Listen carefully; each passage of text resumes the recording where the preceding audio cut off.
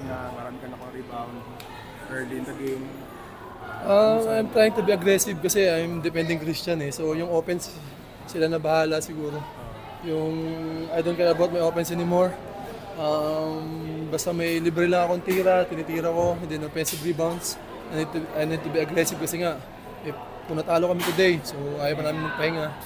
And then luckily we forced game 7 and then sige, going 7 all out kami.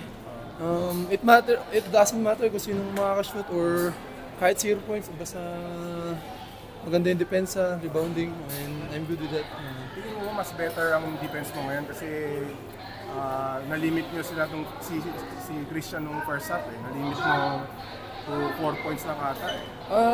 To be honest, it's hard to contain Christian the whole game.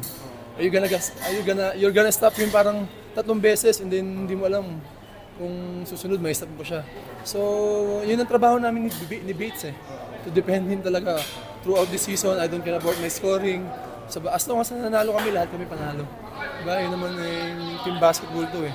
There's a lot of scorers sa amin. Alain, Nunu, CB, especially kudos to Bong kasi he came up big tonight. So sana maulit niya next game. Then hindi kami nagre-rely sa isang player lang naman eh. Yung sino mas maganda laro sa amin, siya nasa loob. Then that's it. Thank you man. Thank you. Ito, yung